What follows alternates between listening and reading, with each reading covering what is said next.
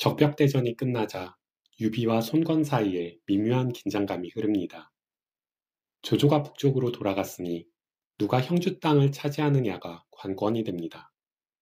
연희에서는 적벽대전과 마찬가지로 유비가 숟가락을 얹습니다. 숟가락을 얹는 수준을 넘어서 비열한 짓을 하죠. 주유는 장흠에게 선봉부대를 맡겨 남군성을 공격하게 합니다. 하지만 장흠은 조인에게 패하고 말죠. 첫 전투에서 패한 주유는 감령을 보내 이릉성을 차지합니다.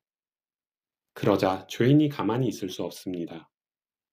조인은 조조가 남기고 간 공성지계를 펼치고 주유는 신이 나서 남군성에 들어가다가 화살을 맞고 말에서 떨어집니다.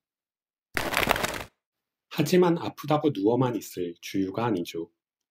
주유는 자신이 죽었다는 소문을 내고 여기에 낚인 조인은 전군을 거느리고 성 밖으로 나와 오군 진영을 공격합니다. 복병으로 조인군을 괴멸시킨 주유, 신이 나서 남군성 앞으로 달려갑니다. 하지만 이게 웬걸? 남군성은 조운이 지키고 있습니다. 주유와 조인이 싸우는 사이에 제갈량의 명을 받은 조운이 빈성을 차지한 겁니다. 제갈량은 여기서 멈추지 않습니다.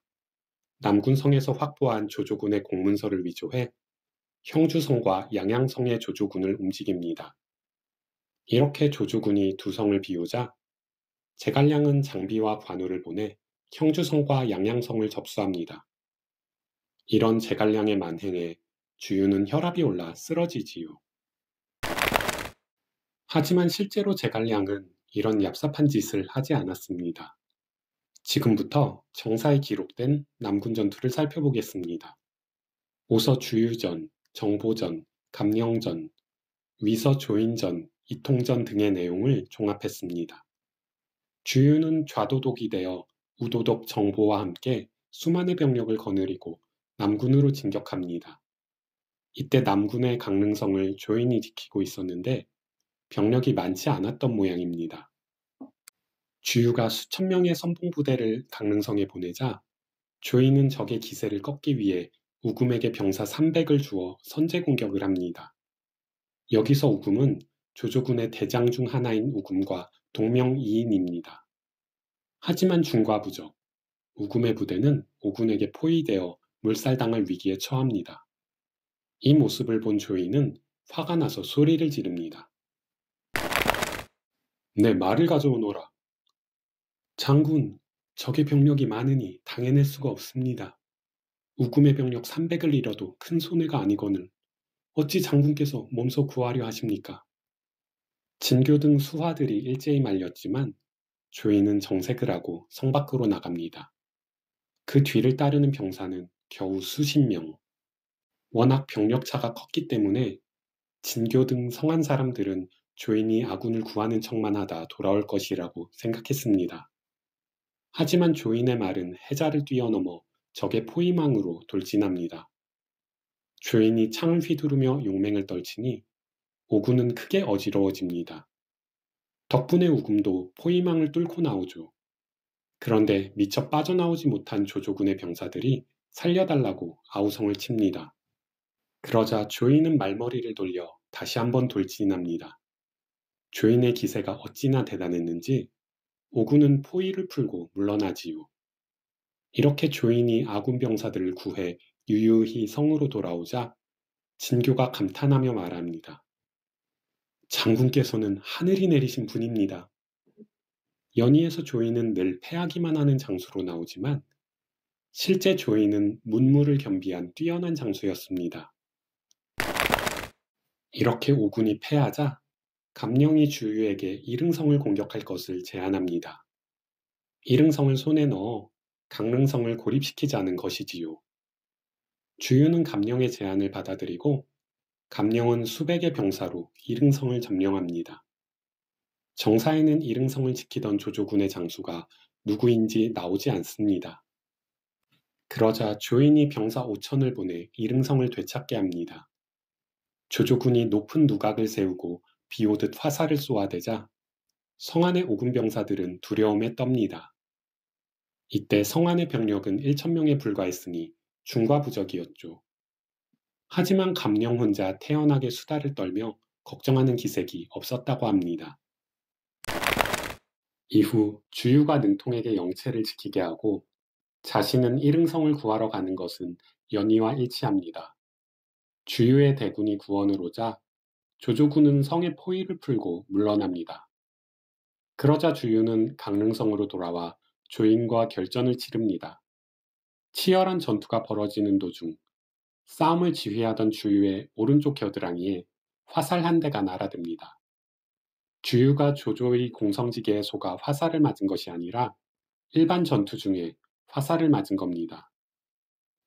화살을 맞은 상처가 깊어 주유는 한동안 병석에 누워있게 됩니다. 이 소식을 들은 조인이 가만히 있을 리 없죠. 군대를 이끌고 달려옵니다. 그러자 주유가 벌떡 일어나 군영을 돌며 병사들을 격려했고 주유가 건재하다는 걸 안 조인은 돌아갑니다. 주유가 죽은 줄 알고 조인이 전군을 이끌고 쳐들어왔다가 오군의 매복에 걸려 대패했다는 건 사실이 아닙니다. 이렇게 양쪽이 일진일퇴를 벌이며 전투는 소강 상태에 접어듭니다. 어느덧 주유와 조인이 대치한 지 1년이 흐르죠. 그러자 유비가 주유에게 한 가지 제안을 합니다. 강릉성 안에 쌓아둔 식량이 많으니 쉽게 빼앗기 어렵소. 공이 병사 2천을 빌려주면 내가 강릉으로 향하는 하수의 물길을 끊겠소. 대신 장비가 병사 1,000명을 거느리고 공을 도울 테니 조인은 더 이상 버티지 못할 것이요. 뾰족한 수가 없었던 주유는 유비의 제안을 받아들입니다. 유비가 물길을 끊자 보급선이 끊어진 조인은 더 이상 버틸 재간이 없습니다. 마침내 조인이 성문을 열고 나와 퇴각을 시작합니다.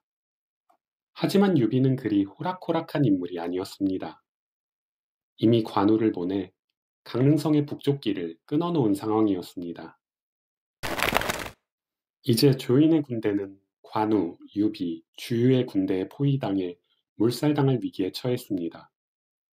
이런 위기의 순간에 조인을 구하기 위해 달려온 것은 연암태수 이통이었습니다. 이통은 병사들의 선두에 서서 목책을 걷어내며 길을 열었습니다. 이 싸움에서 이통의 용맹이 조조군 중 단연 으뜸이었고 덕분에 조인은 무사히 탈출할 수 있었다고 합니다. 이통은 삼국지 연의에서 존재감이 없는 장수 중 하나입니다. 이통은 마초와 단기 접전을 벌이다가 순식간에 목숨을 잃고 맙니다. 하지만 실제로 이통은 조조군 내에서도 용맹이 뛰어난 장수였고 강직한 성품을 가졌다고 합니다. 황건적의 난 때는 집안의 재산을 아낌없이 써서 굶주린 사람을 구제하기도 했고요. 관도대전 때 원소와 유표가 이통을 포섭하려 했지만 이통은 조조의 승리를 믿고 이를 거절합니다. 이처럼 훌륭한 이통에게 부족한 것은 수명이었습니다. 이통은 조인을 구한 직후 병에 걸려 세상을 떠났는데 그의 나이 42이었습니다. 이렇게 조인이 북쪽으로 달아남으로써 남군 전투는 손유연합군의 승리로 끝이 났습니다. 연희와 달리 강릉성 혹은 남군성은 주유가 차지했고요. 손권은 주유를 남군 태수로 임명하고 유비에게는 남군 남쪽 땅 일부를 내어주었습니다. 오이 사설 역사서 강표전에 따르면 형주의 관리와 병사 상당수가 조조를 배신하고 유비에게 투항해 왔다. 유비는 이들을 품기에 땅이 너무 좁아 손권에게 형주의 몇 개 군을 추가로 빌렸다고 합니다. 여기서 짚고 넘어갈 부분은 유비가 손권에게 빌린 땅이 얼마나 되는가입니다. 이것 때문에 손권은 형주 반환을 줄기차게 요구했고 유비는 시간을 끌다가 서로 원수가 되니까요. 형주는 크게 분류하면 남양군, 양양군, 남군, 강하군, 무릉군, 장사군, 영릉군, 계양군 총 8개 군으로 이루어져 있습니다. 이 중 남양군, 양양군은 조조의 영토였고 강하군은 유기와 손권이 나눠 갖고 있었습니다. 남군은 주유가 차지했는데 일부를 유비에게 나눠줬습니다. 이후 유비가 형주 남부 4개군을 정벌해 무릉, 장사, 영릉, 계양군을 손에 넣습니다. 이렇게 되면 남는 곳이 없습니다. 손권이 남군 외에 가진 것이 있어야 유비한테 빌려줄 수 있는데 말이죠. 그럼 유비가 손권에게 형주의 몇 개군을 추가로 빌렸다는 말은 왜 나왔을까요? 정황상 남군 외에 손권이 추가로 빌려줬다는 군은 의도군으로 보입니다. 의도군은 조조가 형주를 점령한 후 남군을 분할해 설치한 임강군이 그 전신입니다. 남군의 서쪽에 위치해 있습니다. 주유가 조인을 몰아내고 점령한 것이 남군, 임강군, 이계군이 될 거고요. 그리고 손권은 유비가 형주 남부 4개군을 점령하는 것을 묵인해 주었으니 의도군과 형주 남부 4개군을 빌려줬다고 주장한 것 같습니다. 적벽대전에 참전한 손권의 병력이 유비보다 많았고 손권이 조조에게 투항했다면 유비는 강하에 고립되어 조조에게 죽임을 당했을 것은 확실합니다. 내가 조조를 북쪽으로 몰아내고 유비를 살려줬으니 형주는 당연히 내 거다 라고 손권은 생각했을 겁니다. 이상으로 남군 전투의 진실에 대해 살펴봤습니다.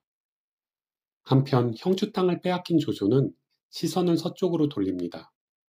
한중에서 왕 노릇을 하고 있는 장로토벌을 명분으로 내세워 서량을 정벌하려 합니다. 다음 시간에는 서량의 맹주 마초와 조조의 싸움에 대해 다뤄보겠습니다. 이 전투도 연의에서 왜곡된 장면이 무척 많거든요. 감사합니다.